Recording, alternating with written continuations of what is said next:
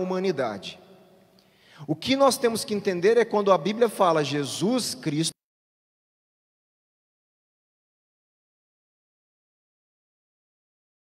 é o Cristo, Ele é o ungido de Deus.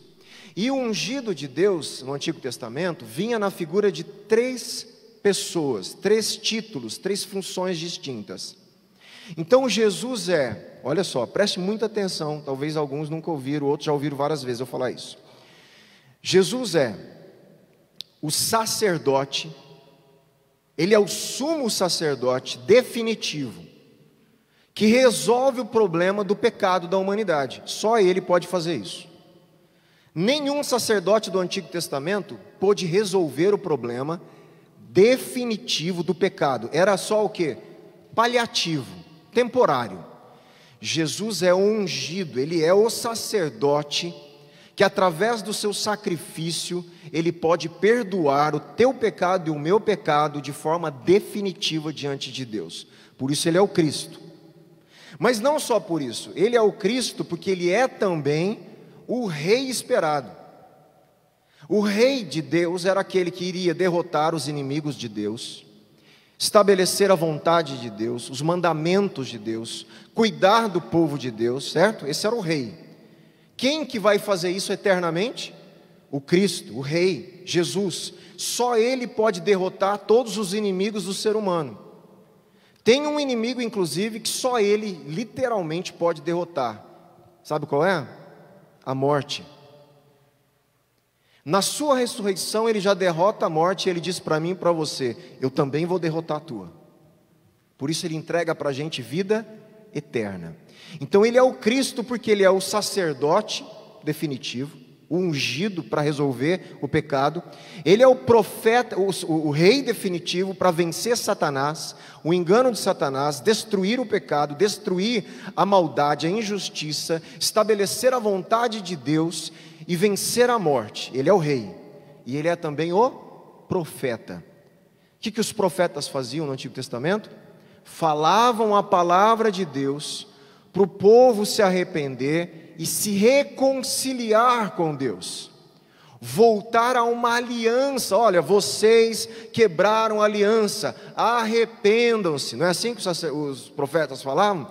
Vocês pecaram contra Deus, se vocês não se arrependerem, vai vir sobre vocês tal castigo, tal. Mas se vocês se arrependerem, Deus vai perdoar o pecado de vocês, vai fazer vocês de novo povo dele. Essa é a mensagem profética dos profetas do Antigo Testamento. O que Jesus fez? Resolve isso definitivamente. Ele não só traz a palavra de Deus, mas Ele é a palavra de Deus encarnada. E a partir dele, do que Ele é e do que Ele fez, Ele reconcilia a humanidade com Deus de forma definitiva. Tudo isso que eu estou falando significa Cristo. Tudo isso que eu estou falando é a função que o Cristo deveria fazer. A função sacerdotal, a função real e a função profética. E João está falando que quem fez isso foi Jesus. Jesus, então, Ele é o Cristo. O que mais que Ele é? A fiel testemunha. Deixa eu ver se tem aqui ainda alguma questão. E Ele é o primogênito. Vamos lá. Olha só. Nós temos aqui uma alusão a Salmo 89, 27. Eu vou ler para vocês, quem quiser abrir, pode abrir, mas não perca aí Apocalipse, tá bom? Salmo 89, 27, vamos lá ver o que diz.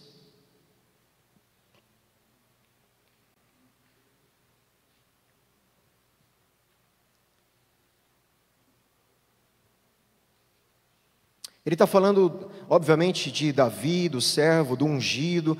É uma passagem messiânica, a gente fala, tá bom? E olha só, vamos no 26. Ele me invocará, dizendo: Tu és o meu Pai, meu Deus e a rocha da minha salvação. Por isso farei dele o meu o quê? Primogênito. Ou então? Tem aí outra? Qual que é a palavra que está aí? Ou isso, ele terá o direito de ser o filho primogênito, o primeiro filho mais velho. E o primogênito na Bíblia é extremamente importante na cultura. O primogênito, eu vou ler aqui, é ele quem governava a herança do pai. Então lembra lá, tinha 12 filhos, né? Eles tinham 12 filhos. O primogênito, na cultura hebraica, Deus mudou isso algumas vezes, mas na maior parte o primogênito recebia a incumbência de ser o administrador da herança do pai diante de todos os outros filhos. Então pertencia ao primogênito o direito de governar. E quando João está falando que Jesus é o primogênito, o que nós temos que entender? Que Jesus é o Filho de Deus, que tem o direito de governar sobre tudo que pertence a Deus, a terra, o universo, o cosmos e tudo que existe. Ele é o primogênito. Aqui primogênito não é só aquele que nasceu primeiro, mas é aquele que recebe de Deus a incumbência de representar o seu reinado e governo da herança do próprio Pai. Jesus é aquele que é o Cristo, ele é a testemunha que é fiel, e ele é também, do jeito que o Salmo 89 diz, olha lá, o primogênito, o mais elevado entre os reis da terra. Esse primogênito seria colocado sobre todos os reis da terra. Tudo pertence a Deus, todos os reinos pertencem a Deus, e o primogênito teria o direito de governar todos os reinos e reis da terra. Tudo bem? O que nós estamos vendo? João está adorando Jesus, ele está reconhecendo quem Jesus é. Ele está reconhecendo todos os títulos divinos que Jesus tem. Todo o poderio de Jesus está sendo reconhecido logo no início da carta. Isso é extraordinário aí que a gente está vendo. E vamos lá, deixa eu só acrescentar aqui. O primogênito então era o sucessor, ou primeiro na linhagem nas famílias judaicas, aquele que controlava a herança. Como primogênito, Jesus é o Messias. Todo mundo sabe que Messias e Cristo é a mesma coisa? Tudo bem? A palavra ungido, falado em hebraico, Messias. A palavra ungido, falado em grego, Cristo. Então quando eu falar Cristo e Messias, eu estou falando do mesmo título, tá bom? Então, como primogênito, Jesus é o Messias exaltado, significando não o primeiro a nascer, mas significando o quê? O Senhor supremo e soberano sobre toda a criação. Então o governo, a soberania de toda a criação de Deus pertence a quem? A Jesus. É isso que João está falando para a gente. E ele não é só o primogênito, ele é o primogênito dos mortos. Que é isso, né? Como primogênito dos mortos, o Cristo que ressuscitou garante a minha ressurreição e a sua. Quando Jesus é o primeiro a ressuscitar e herdar a vida pós-ressurreição, ele garante a nossa herança, que é a ressurreição. E quando eu estou falando ressurreição, eu preciso falar para vocês isso. Preste muita atenção no que eu estou falando, porque muito da teologia no Brasil atrapalhou a gente entender o que a Bíblia diz sobre isso. Quando nós estamos falando de vida eterna, nós estamos falando de vida eterna num corpo. Não é uma vida eterna de alma penada, alma que fica vagando no espaço, sem corpo. É corpo, é uma ressurreição corporal. Óbvio que não vai ser com esse corpo, com essa característica de corpo. Esse corpo está corrompido, ele está manchado por desejos pecaminosos, por enfermidades, por morte. Ele vai dar um corpo semelhante ao corpo de Jesus depois que ele ressuscitou. Essa é a promessa. E por que eu falo que é corpo? Porque é corpo. Jesus ressuscitou em corpo. Essa é uma das doutrinas caras do cristianismo. Jesus ressuscita com o corpo que ele tinha. Ele podia ser tocado, ter marcas da crucificação, tocar nos outros, comer com os discípulos, mas o tipo de corpo que ele tinha podia atravessar as paredes, que ele entra nos recintos com as portas fechadas. Então é um corpo que a gente não conhece, porque não existe. É um corpo com um tipo de química, bioquímica, celular, físico, molecular, né? Toda a estrutura celular modificada e glorificada para morar no novo céu e na nova terra.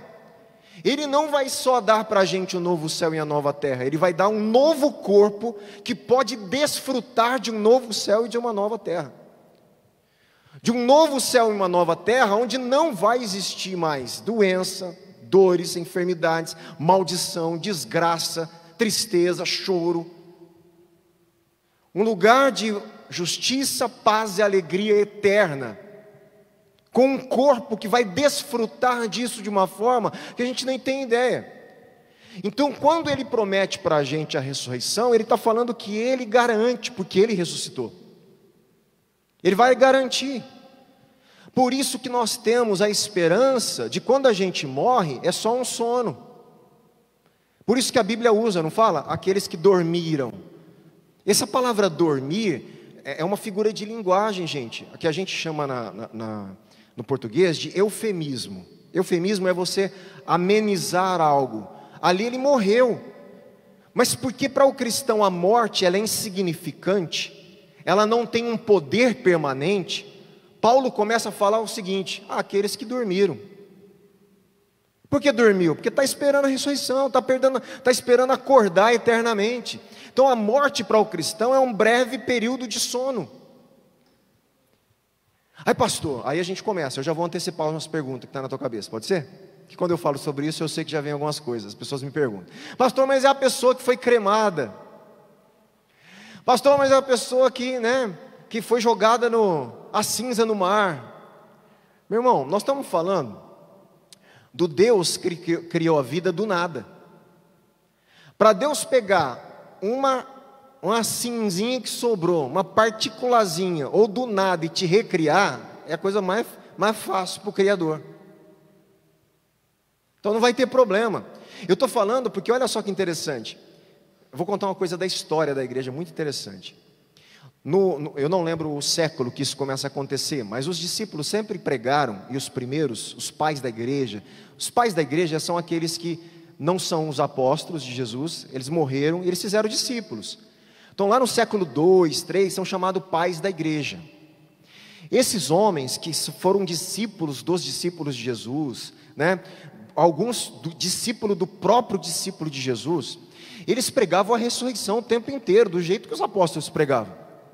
Aí o império e os pagãos começaram a falar: esse povo não para de falar que vai ressuscitar. Eles já atormentam a gente, imagine se ressuscitar. Aí que vai acabar com o império, vai acabar. Já pensou se um cara desse ressuscita de verdade? Então nós vamos fazer o seguinte, nós vamos garantir que eles não ressuscitem, porque eles achavam que se eles destruíssem completamente, inclusive os ossos, não haveria possibilidade de ressurreição. Começa um processo histórico de fazer o que com os cristãos? Queimarem. Então o cristão ele era morto e ele era queimado. Por quê? Porque vai que ressuscita. Vamos deixar virar pó, cinza, acabar com essa esperança de voltar à vida. Mal sabe eles que todo mundo, de milhares de anos que tornaram pó, vai ressuscitar os salvos. Porque Deus vai fazer isso. Aquele que trouxe a vida do nada, pode pegar, né, uma célulazinha, uma partícula ou do nada e te recriar. Mas te recriar com uma composição totalmente glorificada. Né? Pessoal da casa aí, vocês não têm uma luta com coisas, né, que assolam vocês? Nesse novo corpo vocês vão estar livres. Pensou? Que beleza. Aqui é uma luta ainda, não é?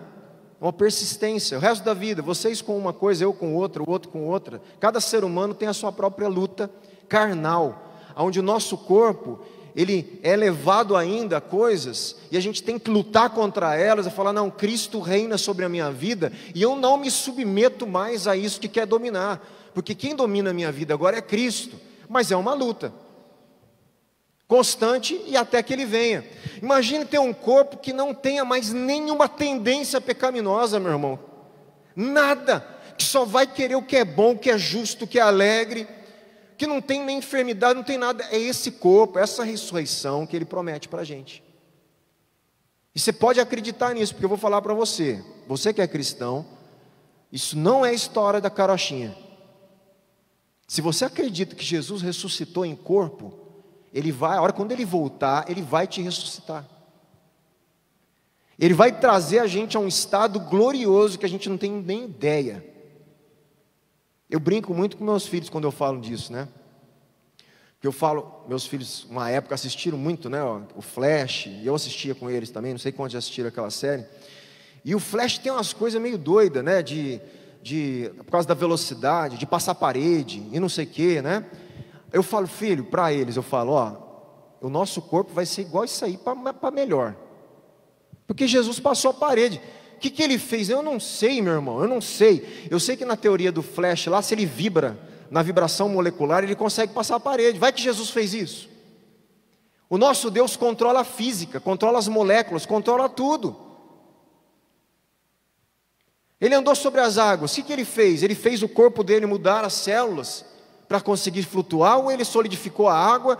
A gente não sabe, algum processo. Você fala, mas pastor, aconteceu? Aconteceu. Nós temos que entender que Deus usa as coisas da natureza para fazer os milagres.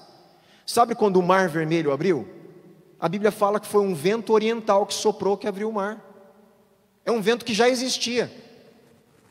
Mas aquele vento soprava sempre, nunca abriu o mar. Por que aquela vez abriu? Porque Deus pega aquele vento da natureza, potencializa aquele vento para abrir o mar. Aí os teólogos, eles estudam e eles sabem que existia aquele vento. Eles falam, os teólogos incrédulos, ele fala assim, eu vi isso, né, dentro da escola católica, né, quando eu estudei, a teologia deles não acreditava em milagres. Aí eu lembro da irmã falando, né, olha, eles atravessaram o Mar Vermelho, né, porque era a época de baixa no nível do mar, e aí o nível baixou, e não sei o que, né, e começaram a explicar, e tinha um vento que ajudou, né, a ficar mais raso, e não sei o que, tudo isso é verdade no sentido do vento, né. Aí eu pensei, depois eu fui lá, minha irmã, eu falei para ela, irmã, então aconteceu um milagre maior ainda, né, porque o povo passou, tudo na canela, e um exército inteiro depois morreu afogado. Caramba, um milagre aconteceu, né? Deus afogou todo mundo no rasinho, né?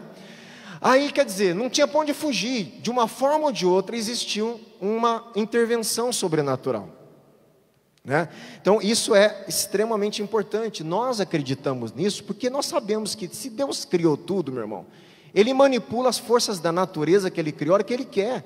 Para Ele fazer uma virgem gerar, Ele criou do nada a vida. A gente às vezes fica, né, com medo, meu Deus, eu vou falar uma loucura. Você não está entendendo o Deus então que você serve. Nós não estamos entendendo que nós estamos falando do Criador do universo. E que para Ele não tem essas dificuldades humanas, lógicas, racionais humanas. Ele funciona com uma outra racionalidade. Ele é o Deus Criador. Para Ele ressuscitar alguém, está assim, meu irmão, tranquilo. Né? Um dos milagres mais impressionantes que você fala para um médico foi aquele milagre de Jesus, que um homem tinha um braço, uma mão ressequida.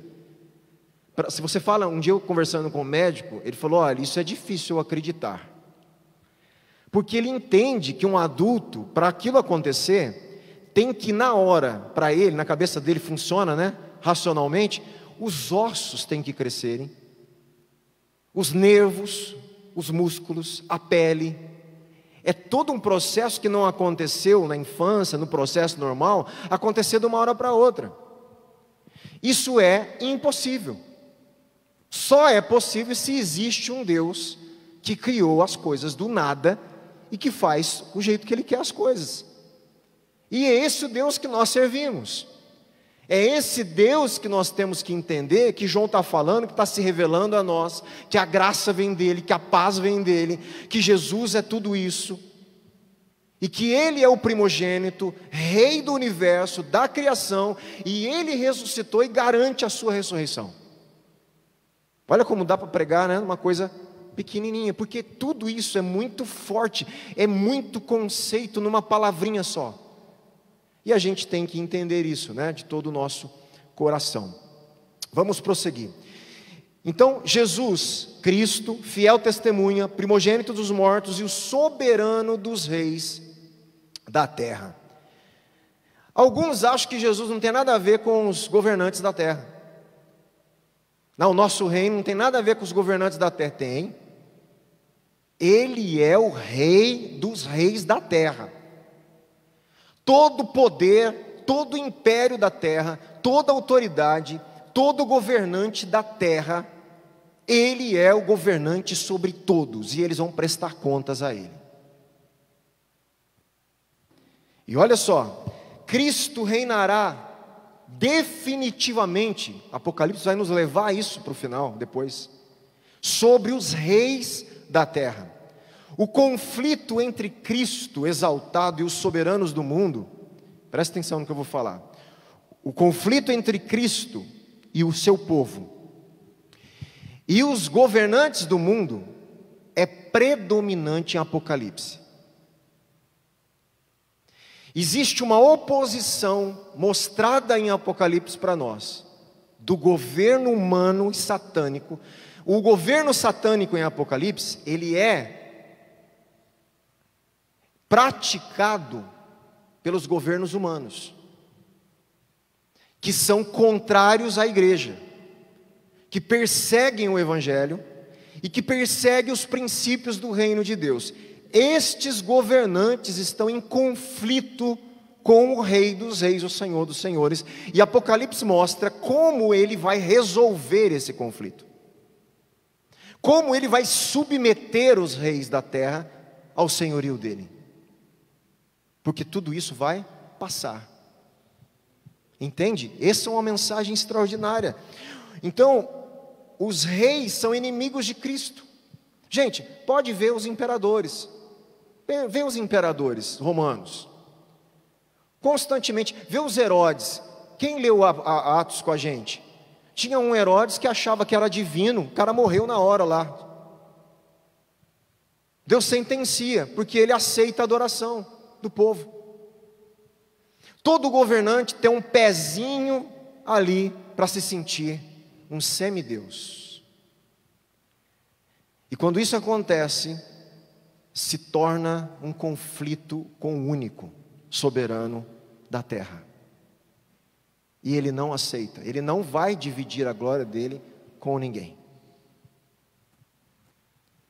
E quando essas autoridades se acham divinas, acham que eles podem matar quem eles quiserem, deixar viver quem eles quiserem, estabelecer políticas que vão beneficiar uns e penalizar os outros, porque eles acham que eles podem ser penalizados, estabelecer injustiças no mundo com a consciência mais absurda do mundo, como um Hitler, não é isso? A história de Hitler, que se acha por direito de definir qual é a raça superior às outras, e define que a outra é menos humana que eu, e fala: você vai morrer, porque eu quero que você morra, porque você é insignificante. Esses homens estão em confronto com o Rei dos Reis. Esses homens e esses tiranos do mundo estão em confronto, como Apocalipse mostra. Eles trazem toda a bestialidade do poderio humano e satânico. Eles incorporam as políticas satânicas nos seus governos e confrontam todo o princípio de justiça, de paz, de alegria, de equidade, de retidão de Deus, de santidade. E eles vão prestar contas. Apocalipse vai mostrar isso para a gente. É óbvio que ele tem o jeito dele de fazer, e aí é outra coisa que a gente vai ver quando a gente vai lendo o livro. Eles vão ser julgados, mas eles também são alvos da missão de Deus, a gente vai ver também. Então Herodes, Pilatos, os Césares, põe os outros aí, né? Os ditadores atuais de outros países, são soberanos desse mundo, mas Jesus Cristo é o Rei dos reis e Senhor dos senhores. E somente Ele, e não César, é digno da tua, presta atenção no que eu vou falar, somente Cristo é digno da sua adoração, da sua total devoção, da sua total fidelidade. Nenhum político na terra pode ter isso de você. Nem o rei Davi podia. Ninguém. A minha adoração, a minha devoção, a minha fidelidade última, a minha vida, por quem eu devo morrer, por Cristo. Nós vemos homens no mundo, na história, morrendo por ditadores, dando a sua vida por falsos líderes, e morrendo, já que vai morrer de qualquer jeito, morrer se confrontando,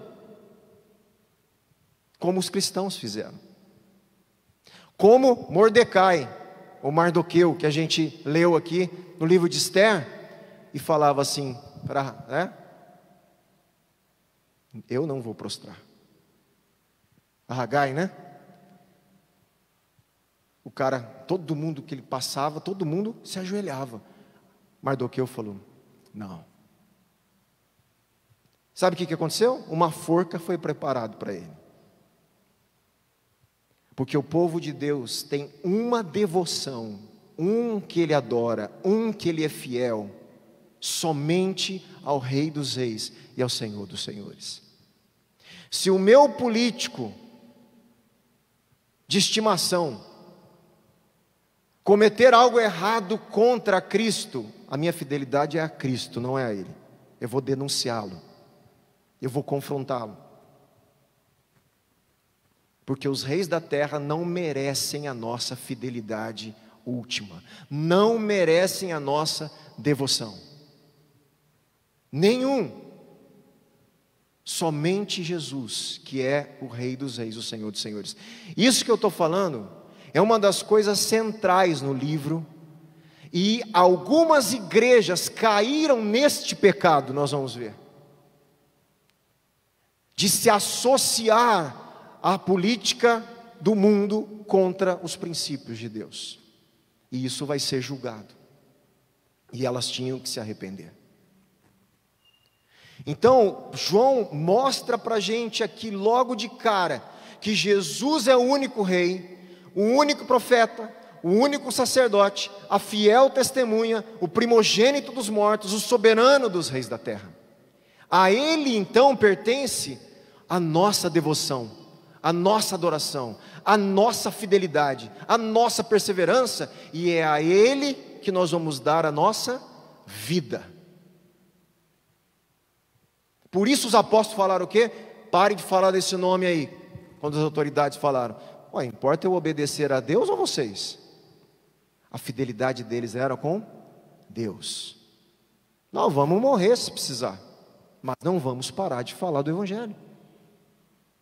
A fidelidade deles não era ao governo humano, mas era ao Rei dos reis, ao Senhor dos senhores. E aqui a gente inicia, depois de toda essa saudação belíssima, aquilo que eu falei a semana passada de doxologia, palavras de glorificação a Deus, né? E ele fala ainda no versículo 5, aquele que nos ama. Gente, olha só como João fala de Deus, do Deus triuno. Aquele que nos ama, e pelo seu sangue nos libertou dos nossos pecados. Eu vou ler e vou voltar. E nos constituiu reino. Olha, ele fez da gente o quê? Reino, sacerdotes para o seu Deus e Pai. A Ele a glória e o domínio para todo o sempre. Amém. É palavra de louvor, palavra de glorificação. E aqui eu quero chamar a atenção. O primeiro aspecto digno de João adorar a Jesus e a Deus aqui é o amor. Ele nos amou. Ele nos amou, e isso bastaria para dar a Ele o nosso louvor, a nossa adoração. O segundo é o que? O seu sangue nos libertou. O tema do sangue, gente, é um símbolo ritual dominante, que vem lá de Levítico. É uma teologia levítica, da remissão dos pecados pelo sangue, sacrifício, né? O cordeiro, que a gente vai ver que é central no livro. O que está claro é que primeiro Cristo obteve vitória pelo seu sacrifício. Gente, atenção, vamos lá que isso aqui é importante. Como Cristo primeiro obteve vitória? Com sacrifício. Para a cabeça do ser humano, isso não faz sentido. Como eu ganho morrendo? Jesus ganhou a batalha na cruz, morrendo, com seu sangue. Essa é uma lógica difícil de entender, muito difícil, mas Apocalipse vai trabalhar isso com a gente. E eu vou te dizer mais: além de Jesus vencer pelo sacrifício e verter o seu sangue, parte da vitória da igreja também está em vencer no sacrifício e na vitória através do martírio de muitos santos. Como assim? Vitória morrendo? Esse foi o caminho de Jesus. Nós não somos maiores que o nosso mestre. E isso, eu sei que isso aqui dá um pane na nossa cabeça, porque a gente não entende como Deus está vencendo as coisas. Como no final de tudo, essa aparente derrota que é a morte para a gente, que é uma derrota, Ele vai reverter a uma vida eterna. E eu vou ler para você identificar isso em Apocalipse capítulo 12, olha só. Versículo 11. Olha só o que diz aí.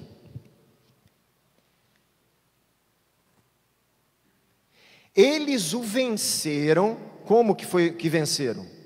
Por causa do sangue do Cordeiro e por causa da palavra do testemunho, olha só, que deram, e mesmo diante da morte, não amaram a própria vida. Como que a igreja e o povo de Deus vai vencer? Pela morte do Cordeiro e por testemunhar a palavra do Evangelho e morrer por ela. Do jeito que Jesus vence pelo sangue, a igreja vence pelo sangue. Por isso que na teologia e na história da igreja, eu não lembro mais o teólogo, estou tão enferrujado, né, com essa parte histórica da teologia, mas quem lembrar me ajuda aí. Tem um teólogo que falou assim, que quando um cristão morria, o sangue daquele mártir era semente, porque um mártir morria, nascia um monte de cristão. O sangue de um homem de Deus vertia na terra, por causa do sacrifício e do testemunho, crescia a igreja mais. Eles achavam que eles iriam interromper a igreja crescia mais.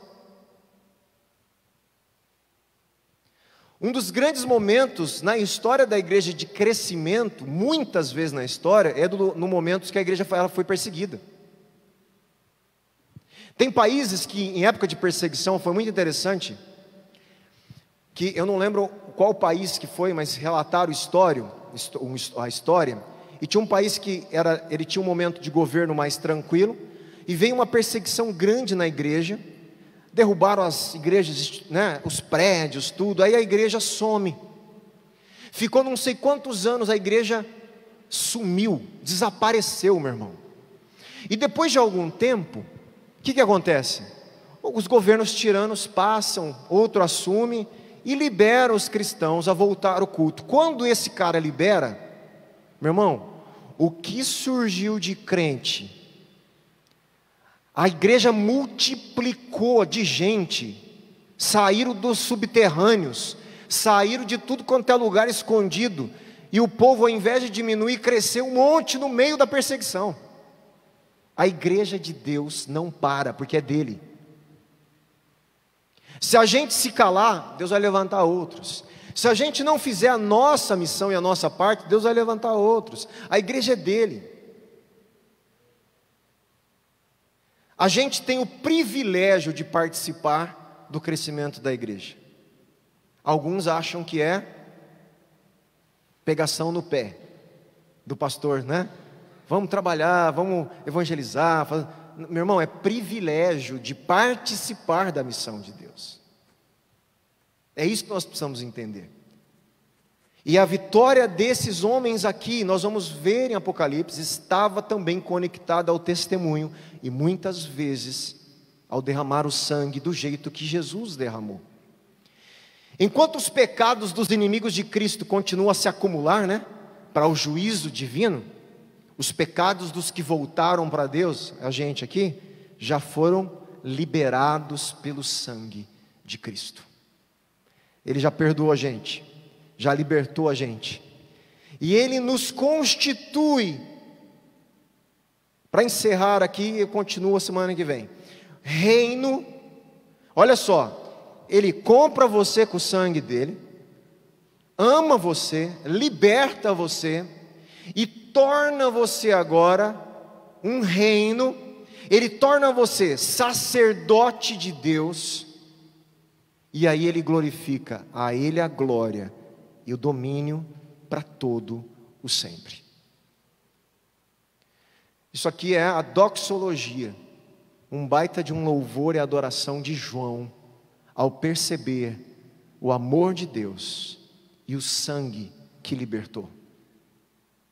E ele termina essa doxologia lembrando que ao soberano dos reis da terra pertence o domínio e a glória. Glória e domínio é um termo de governo. Sabe quem que tinha glória na época? Os governantes, os soberanos da terra.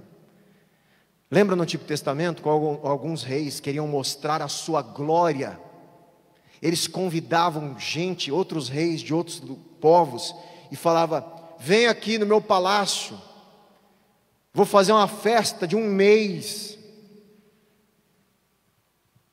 para mostrar toda a minha glória, todo o esplendor, todo o brilho do meu domínio, do meu governo, de tudo aquilo que eu sou. Eles tinham, né, aquele baita orgulho de mostrar a sua glória. Mas toda a glória, todo o esplendor de poder e de autoridade pertence a Cristo, e mais a ninguém, é a Ele. Tudo isso que a gente está falando termina com o quê? A gente precisava cair prostrado em adoração. Isso tem que nos conduzir a uma vida de adoração, a uma vida de devoção a Deus, de amor a Deus acima de todas as coisas. Nós estamos vendo como no Apocalipse, logo no início, organiza o nosso coração em torno da pessoa de Deus. Ajusta o nosso coração, não em torno da pessoa do anticristo, em torno da pessoa de Cristo, daquele que amou, daquele que deu o seu sangue. Tudo que nós vamos ler depois, que são os juízos, não pode ser lido sem a introdução. Não pode ser lido sem a gente lembrar do capítulo 4, depois, do capítulo 5, do Cordeiro assentado no trono, da introdução, porque a gente não pode perder o foco, que o foco é: Jesus vai vencer o mal permanentemente, Ele é o soberano de toda a terra.